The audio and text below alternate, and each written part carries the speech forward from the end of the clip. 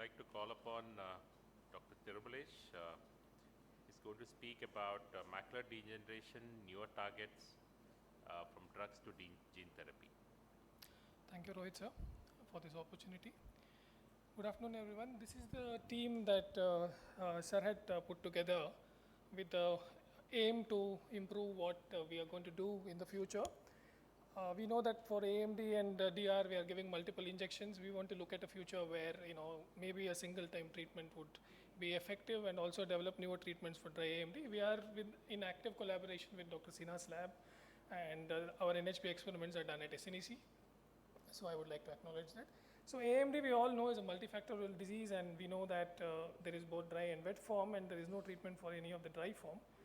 There are about 250 to 300 genes which have been actively correlated with dry AMD, but the thing is, if you knock off any of these genes, you cannot produce an animal model. Say, for example, if I block the ARMS or the APO gene, you cannot produce a drusen in an animal. But in 2018, Dr. Sinha published this work that there is a gene called as CRYB1. This is related to the beta crystallin. Embryologically, beta crystallins are associated with development of the lens.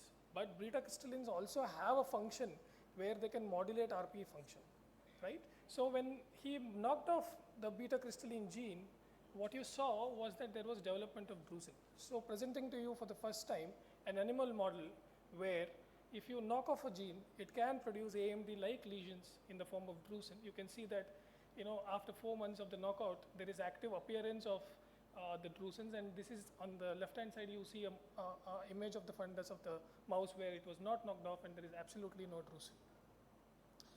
Now, the safety of the vector production and all, we were evaluating, and we were looking at animal trials. We did the rodent studies first, like I showed, and we took it up for using this and in primates and chimpanzees.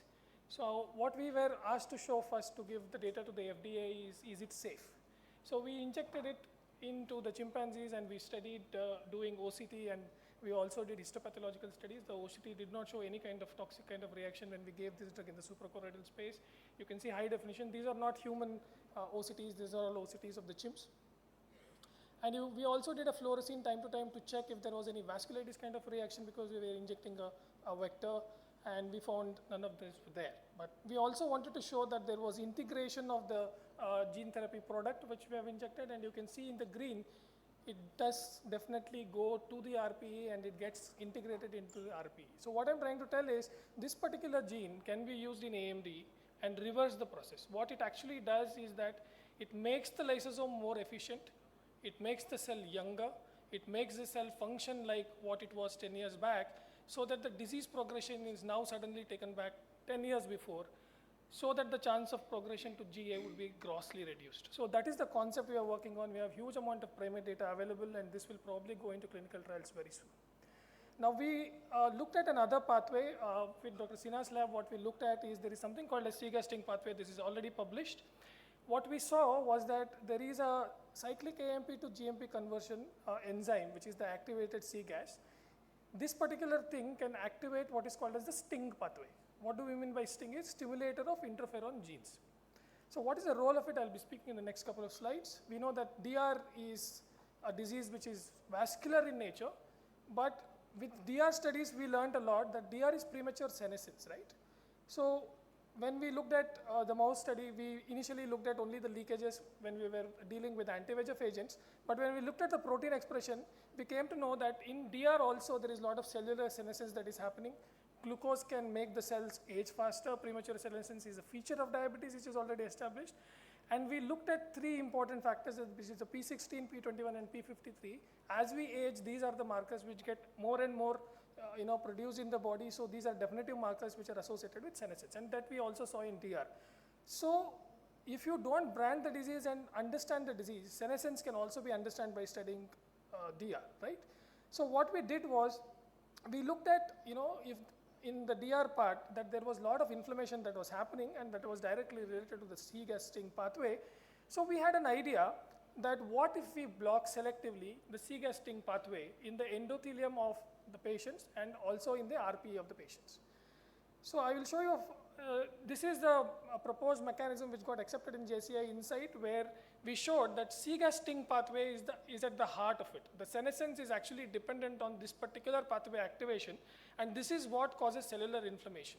So our idea was, if we knock it off or if we make it defective, what happens to senescence? Now I'll show a slide where, in control patients, you see the cGAS is a lower level, but the moment there is DR, it goes up, right? And the sting is also going up. So both cGAS and sting are live, and these are from the human donor tissues. And you can see that in the control and DR, as it becomes more and more severe, the interferon levels and interferon beta levels are going up, which kind of aligns with the theory that we're talking about.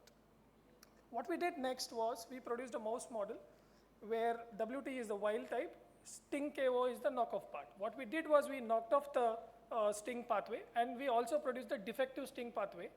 What we observed in the mouse and in the protein in this thing was PTPK1 and IRF3, these are tank binding kinase and interferon regulator genes. These significantly go down in the knocked off mouse model. What it essentially means is that if you knock off the interferon gene pathway, the mouse actually did not develop diabetes despite giving them streptozotocin and making them more senescent. Now, this particular thing tells us that if I am able to silence or conditionally block the cGAS sting pathway, how it is working in DR, it will definitely also work in AMD. We have Dr. Ashish's talk, and he will be talking about anti-VEGFs. Anti-VEGFs work both in, what was working in DR was also working in AMD. Now this is associated with senescence. We proved that there was premature senescence in diabetes in all the animal models. So if we block the senescence causing genes in AMD as well, it might definitely provide a new target in the coming few years. So exciting times coming up where we will be having newer and newer modalities to block these kind of senescent disorders. Thank you very much. And I just have one more slide. This particular thing was, it's already in human trial.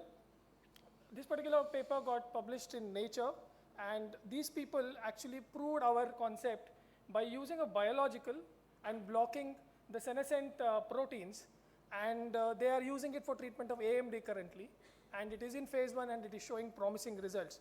So what I'm trying to tell is, if it is already there in human trials, and I think we are not far away from developing this target. Thank you very much. One thing which I would like to open this with discussion, I think Ashish is also speaking about the biosimilars, and he's pioneered biosimilars in a big way, is we all talk about different injections working on different people, but one thing apart from the gene therapy part is each one of us have a gene tolerance to certain biosimilars. So that means geographically, embryologically, or evolutionary, each one of us have a certain genes which works very well for certain type of biosimilars. I think that is something which we have never studied because it's a very, very costly thing to study. That's the reason, some biologicals work very well in certain set of population with a certain set of genes. And it works completely opposite in some places. And sometimes what works, that works exactly the same thing works on immunomodulators on the ocular surface, including dry eye. So one question is that there is an important pathway called NF-kappa-B pathways which you're trying to modulate along with the thing. NF-kappa-B is also responsible for the ocular health also. So any gene which knocks it off is also going to compromise the health. So how do you target in such a way that you make it less active and off the action, and suddenly it's like switch on and off mechanism. That's what Dr. Pooja also mentioned. The most important thing about gene therapy is it's like a switch mechanism. You should have a switch, we should on it, and when its work is done, you should off it.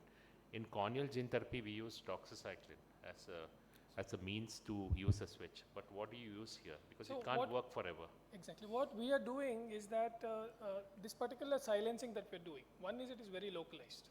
So we have developed a vector which is extremely specific to RPE. So if I do a gene therapy in the eye, if I put this particular thing in the suprachoroidal space, it is going to bind to RPE alone. It does not have affinity for any other cell. So although I am silencing inflammation, I am silencing inflammation at the RPE level. So it diverts that particular. Ashish? Thank you, Thiru, and excellent work, and congratulations to the entire team of Rohit and Thiru. So, Thiru, I have one question. Means, if I have understood it right, uh, the space that you have used is suprachoroidal space, isn't it? Yes. So we have a lot of therapies now. We have reached to a level that you have phase 3 trials in with intravitreal, suprachoroidal, and subretinal. So as of now, what works the best is subretinal. So means, did you try it? Means, and or if not, then why did you not try it? Yeah, that's an excellent question. Thank you very much. So, Jean Bennett, who is the inventor of the treatment for subretinal, she told us that subretinal works the best.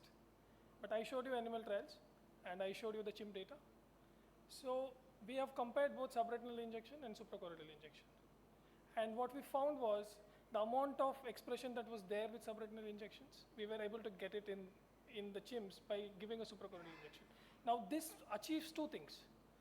Doing a subretinal injection is such a complicated surgery. If this comes into vogue, how many people will be able to do it, right? So that was at our heart of when we were looking at this innovation, that we wanted to make this an office procedure. And suprachoroidal injection is as easy as giving an intravitreal injection. And we have developed a patented needle also, which is going to be about 30 gauge. And it is going to be just like an office procedure. The patient walks in, takes the gene therapy without undergoing any major surgery, no risk of detachment. And if it works, this probably is going to revolutionize how we are going to see the future treatment of AMD and DR. So this leads to the last query. So for example, you did test subretinal and suprachoroidal. Did you try intravitreal? I know means that's a route which causes a lot of inflammation, but that's the easiest if we are looking at the ease. That's again a brilliant question, because we know that vitreous has a lot of APCs, antigen presenting cells, right? So although the gene probably we wanted to silence here will get knocked off by the APCs because they chew on them and they produce antigen readiness within the system. So if it kind of causes that kind of a reaction is what was our concern. We did give intravitreal. With intravitreal, we found that there was some amount of inflammation. So that's why we stayed away from it. And like you said, it becomes even more safer if we are able to kind of divert that kind of APC regulations on that. But then it's a good idea to actually look into. Thank you. Excellent. Thank you. I have one question. Who will be the patients who will benefit maximum from this? Is it the early stage of ARMD or late, or you can use it for prophylaxis also? Again, that's a brilliant question, because initially this treatment we are going to use in advanced cases. Like I said, any new treatment, before we start giving them to the original target population, we have to show, although we have shown in chimps that there is no inflammation, there are no side effects. When we give in human patients, we are going to look at them for quite some years, isn't it? So we are going to first give in advanced cases and prove that there is no reaction that is setting in. Then we are going to use in GA cases and show that there is stoppage of progression after doing a follow-up for up to 2 years. And then we will apply for what is called as giving this particular treatment in early cases, like patients who are having moderate AMD where there are confluent drusen, where we know that the risk of progression is very high. That is my original target population. So if we stop the confluent drusens, you are preventing a CNVM at some point of time. You are taking them back 10 years before. We are not saying they are never going to develop AMD, but the development of AMD is going to dial back to 10 years.